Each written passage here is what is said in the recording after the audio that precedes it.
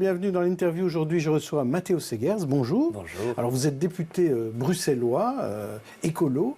Vous êtes membre aussi du Parlement de la Fédération Wallonie-Bruxelles et un peu le spécialiste de ces matières-là au sein d'Écolo. Et c'est dans ce cadre-là que vous venez réagir à l'accord et au nouveau gouvernement, puisque depuis hier soir, il y a eu l'accord des trois partis et il y a eu aussi la désignation du casting, ce qu'on appelle casting. Alors, le casting écolo pour le gouvernement de la Fédération Wallonie-Bruxelles, c'est Bénédicte Lienard. C'est la seule représentante écolo au gouvernement. Elle fera la culture, elle fera les médias, elle fera la petite enfance. C'est une Wallonne, c'est pas une Bruxelloise. Pourquoi chez Écolo, c'est pas un représentant bruxellois au gouvernement de la Fédération Wallonie-Bruxelles? Quel est l'équilibre en fait? Comment ça s'est joué? L'équilibre parlementaire, d'abord se discute. Enfin, je veux dire, quand on pense à un exécutif, on se dit, tiens, qui a envie d'y aller? Comment est-ce qu'on peut jouer les choses? Je crois qu'à Bruxelles, on a déjà 2 ministres. À Wallonie, on a 2 ministres aussi sur le gouvernement wallon. Et donc, effectivement, en fédération, où se situe l'arbitrage, je trouve ça tout à fait intéressant de nommer une personne qui connaît très bien Bruxelles, puisque Bénédicte habite à Enghien, qui s'est investi dans les matières aussi liées à la fédération, aussi à Bruxelles. Et donc, je crois que c'était naturellement, elle a fait les négociations, qu'elle est sortie du lot et que c'est la personne la mieux habilitée, en fait, à prendre ses fonctions. Donc, on est aussi dans une volonté de mettre des gens compétents, des gens qui connaissent, et pas forcément toujours d'avoir des logiques territoriales. En fédération, c'est en tout cas très important. Alors, bon, ici, on est sur BX1, donc on s'intéresse quand même aux Bruxellois. Dans ce gouvernement de la Fédération Wallonie-Bruxelles, il y a 2 Bruxelloises qui vont s'occuper de l'enseignement. Caroline Désir pour l'enseignement obligatoire, et j'oublie son nom, parce qu'elle est tellement nouvelle, Valérie Glatini, qui elle va s'occuper de l'enseignement supérieur. Avoir deux femmes bruxelloises au sein du gouvernement de la Fédération Wallonie-Bruxelloise, et peut-être que Caroline Désir, vous la connaissez un peu mieux, c'est plutôt un gage de renouvellement. Je pense que c'est une excellente chose. C'est très bien. Effectivement, à la mandature précédente, il y avait 1 Bruxellois. Ici, elles seront 2. Je rappelle aussi qu'il y a 3 femmes pour 2 hommes, ce qui est une très bonne chose. Mais il ne faut pas toujours voir le travail bruxellois en dualité avec le travail en wallon. En fédération, en fait, on défend l'intérêt des Bruxellois et des Wallons défendent l'intérêt des Bruxellois comme des Bruxellois défendent des intérêts des Wallons. Ces 2 personnes que vous avez citées, mais je mets Bénédicte aussi dans le chef et M. Jolet, je l'espère demain. Donc ça, sont des personnes qui vont Frédéric Dardenne, qui oui, sont c'est ça, les 2 oui, autres. et M. Dardenne. Donc je pense que cette équipe peut tout à fait travailler ensemble à valoriser aussi Bruxelles et à valoriser aussi l'ensemble du territoire de la Fédération et Bruxelles. Donc est-ce que dans ce casting, que ce soit finalement dans ce gouvernement-là ou même le gouvernement wallon, il y a une volonté d'amener des nouvelles personnes, de nouveaux visages, des plus jeunes, des femmes, mais en gardant quand même un chef de file qui a une certaine expérience. Jolet à la Fédération et Elio Di Rupo à la Wallonie. Mais je crois que c'est à l'image en fait des accords qui ont été conclus, c'est qu'il y a une volonté de transition. Et c'est vrai qu'il y a aussi une volonté de travailler sur de nouvelles thématiques de manière beaucoup plus prégnante, des manières transversales de participation, une volonté de travailler sur la place des femmes aussi. Et donc c'est intéressant de voir qu'effectivement on s'appuie d'une part sur des personnalités d'expérience, mais on amène également du renouveau, on amène des personnes qui peuvent un peu se frotter pour pouvoir y aller en fait et pouvoir travailler sur ce nouvel accord. Et ces 2 accords, ce qui est assez intéressant, et en tout cas celui en Fédération et Bruxelles, c'est qu'il peut incarner en fait l'acquis et le futur. C'est vraiment des choses qu'on a voulu montrer dans cet accord, c'est comment est-ce qu'on pense demain, comment est-ce qu'on peut évoluer dans notre société. Je crois que le casting en fait correspond à cette vision, l'expérience et l'innovation, la créativité, et une fois de plus, j'insiste, ici on a un ministère aussi du droit des femmes, et c'est Bénédicte qui va le prendre, la place en fait des personnes dont on parle moins parfois. On a aussi une volonté de travailler beaucoup plus sur la place des enfants, sur comment est-ce que les enfants voient leur place dans le monde de demain, comment est-ce qu'on peut leur donner les clés en main. Et je crois que quand on parle de casting, quand on dit tiens, quelle équipe va mettre en place, si effectivement on trouve des castings ici qui sont des castings peut-être improbables, c'est plutôt agréable. Je crois que le public et les personnes qui ont voté peuvent en fait être agréablement surpris par cela. Alors hier, il y a eu les assemblées générales des différents partis. C'était à Namur, les 3. Dans le cas d'Écolo, on sait bien que les AG, c'est toujours un peu agité. D'abord, ça a duré, je crois, 3h30 pour approuver l'accord. Et puis après, on est passé au casting. Il n'y a eu que 5% d'opposition. Alors finalement, pour Écolo, c'est vraiment équilibré. Le passage à l'acte d'aller au pouvoir avec le MR, finalement, s'est passé sans problème. Ah, ça ne passe jamais sans problème, parce que l'agitation, en fait, est une force politique. C'est le débat qui permet d'arriver à des décisions sereines. Effectivement, 3 heures de débat avec des personnes qui interpellent sur dans l'accord il y a ceci, que pensez-vous de tels éléments, et puis il y a des échanges, ça permet d'équilibrer. Le résultat, en fait, d'avoir comme à Bruxelles, d'avoir des accords un vote assez favorable, dire voilà, 95% on y va, c'est aussi parce que les personnes ont pu s'exprimer. C'est notre manière de faire la politique. C'est de laisser les gens prendre la parole et ensuite de pouvoir déterminer si on y va ou si on n'y va pas. Donc l'AG, par exemple, d'hier n'était pas du tout houleuse, elle était débattante. Les gens ont vraiment pris la parole pour pouvoir s'exprimer. Et en conclusion, la plupart des personnes disent on y va. Attention, parce qu'il y a des personnes qui ont levé des points d'attention. Ces points d'attention, on les garde en tête. Et on se dit, ça, quoi, ça par a été exemple, relevé. comme point d'attention? Mais je crois que dans l'accord tel qu'il est sur la table aujourd'hui, les gens voulaient une ambition climatique encore plus importante. Mais donc nous, on a mis tout ce qu'on pouvait dans la balance. On a vraiment dit il faut investir sur les générations futures.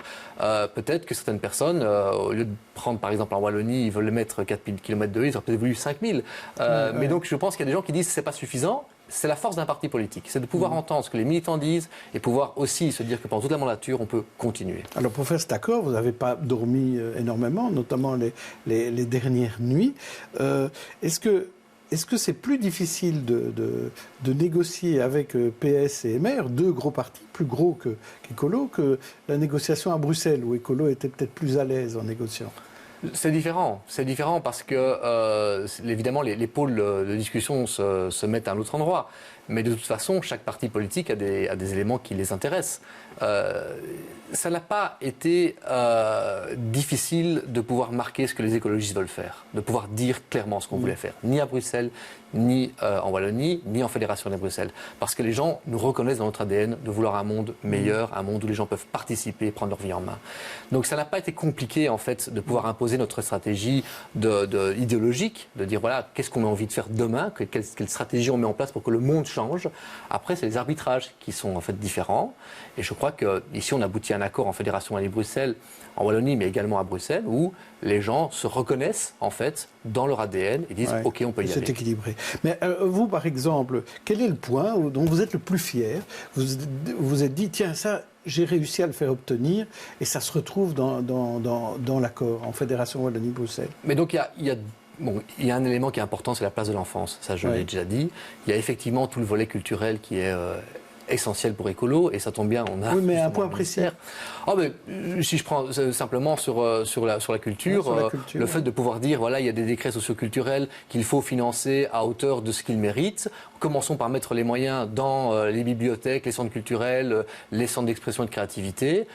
Faire comprendre qu'il fallait investir, en fait, dans ces espaces-là, c'est vraiment un point sur lequel on ne voulait pas faire marche arrière. Et donc le fait de l'avoir obtenu, de pouvoir dire qu'on stabilise tous les acteurs de première ligne qui travaillent justement au vivre ensemble et à la capacité de chacun de pouvoir s'émanciper, eh bien ça, je crois que c'est une grande victoire en matière par exemple culturelle. Mais je peux aussi parler de l'idée que la Fédération des Bruxelles va prendre en main le dossier sur le statut des artistes et d'aller plaider auprès du fédéral pour dire attention, il faut mettre en place une conférence interministérielle parce que les artistes ne peuvent plus souffrir de la réalité institutionnelle et se prendre toutes les mesures administratives qui sont complexes pour eux. Mais effectivement, tous ces éléments font penser que peut-être on est en train de changer de priorité en matière de culture. Je vais vous demander, tiens, à quoi est-ce qu'il faut donner la priorité? 3 propositions. Est-ce qu'il faut donner la priorité aux artistes? Est-ce qu'il faut donner la priorité aux institutions culturelles? Ou est-ce qu'il faut donner la priorité au public? En fait, il faut travailler sur une nouvelle articulation. C'est-à-dire qu'il faut permettre au public de participer aux institutions culturelles, et il faut permettre aux artistes de participer aux institutions culturelles. C'est-à-dire qu'il faut pouvoir travailler à une mise en lien de ces personnes. Et ce n'était pas le cas aujourd'hui? Mais il y a effectivement une forme de dualité qui s'est installée au fur et à mesure du temps, parce que le financement culturel, malheureusement, n'est pas suffisant à la hauteur des attentes et des ambitions sociétales.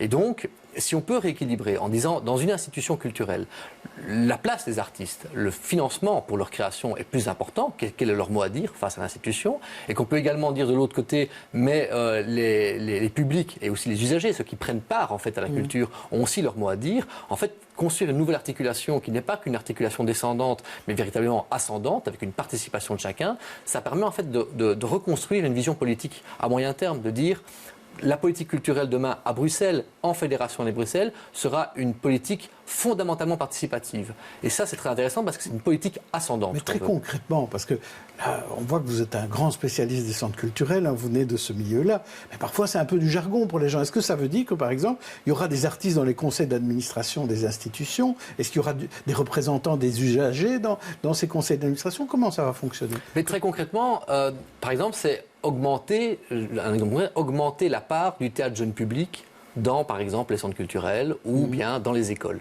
Vous allez me dire en quoi ça participe. Ça, en fait, c'est parce que vous intégrez les artistes dans des dynamiques institutionnalisées. La volonté, c'est d'amener les gens à se redéployer plus dans les institutions, à pouvoir être plus présents, et de les plus faire prégnants. Travailler dans ces Alors, institutions. effectivement, la place dans les conseils d'administration, mais aussi le débat. Tenir le débat. Moi, je trouve ça toujours interpellant que dans un théâtre extrêmement bien subventionné, parfois, il n'y a qu'une direction qui décide avec 3-4 personnes, alors que les artistes qui font toute la saison n'ont pas forcément leur mot à dire. Donc ça doit changer. Ah, ça doit changer. Et il faut, par exemple, qu'il y ait plus de femmes sur les plateaux. On le sait, on le dit. Donc, à un moment donné, si on donne le pouvoir à des artistes de pouvoir se dire, mais attendez, bousculons un peu les choses, l'institution, c'est bien, mais il faut aller plus loin. Et tout le monde est demandeur. Hein. Même les institutions sont demandeuses de pouvoir se repenser, se réimaginer. Si on donne plus de pouvoir aux créateurs, c'est une manière en fait de permettre une action culturelle un peu plus vivante, un peu plus moderne. Alors, dernière petite question pour revenir à Bruxelles et à sa région, parce que vous êtes aussi député bruxellois. Oui, bien sûr. Alors, vous avez vu ce matin, Brio de Meus, le patron de la STIP, dans le soir, présenter ses futurs projets, dont le paiement généralisé par carte de banque. Mais il a parlé aussi de gratuité et dit qu'il faut la compenser, peut-être par une augmentation de tarifs. Qu'est-ce que vous en pensez? Mais la gratuité, donc on parle en fait de la gratuité pour les moins de 25 ans et pour les plus de 65 ans. Ce sera pour l'année prochaine. Ce serait pour l'année prochaine, effectivement. C'est une mesure essentielle qu'on veut mettre en place parce qu'il faut permettre aux personnes de changer en fait leur mode de déplacement et de un peu remplacer le tout à la voiture. Nous, on veut plus une guerre contre la voiture, on veut simplement réduire le parc de voitures de 20% pour permettre une meilleure fluidité. Mais est-ce qu'il faut compenser? Mais en fait, le coût de cette gratuité, il est négligeable par rapport à les investissements dans les infrastructures. On parle par exemple ici de entre 25 et 30 millions pour la gratuité, pour un investissement de 5 milliards. Donc, ce n'est pas la STIP de compenser cette gratuité, c'est au gouvernement de prendre ses responsabilités et de dire on investit et pour pouvoir rendre la chose attractive, effectivement, on permet une gratuité. Donc, les moyens en fait qu'on va mettre dans la gratuité ne vont pas faire augmenter le ticket. Ça, ce serait totalement il faut séparer les deux. Il faut tout à fait séparer les deux. Il faut mettre des mesures incitatives et il faut se dire, phénomène de retour, que les personnes qui auront un abonnement gratuit, peut-être auront une pratique des transports en commun de manière plus long terme et quand elles auront plus de 25 ans, investiront dans les abonnements plus que dans la voiture, donc investiront plus dans les transports publics. C'est une logique en fait. C'est comment est-ce qu'on change le paradigme pour permettre aux gens de bouger sans pouvoir être réellement tout le temps mis en tension en disant je dois faire ci, je dois faire ça. Merci Matteo Segers. On reparlera de mobilité dans les experts puisque je recevrai Elke van den Brandt et le député David Wetzmann. D'ici là, bonne soirée à tous.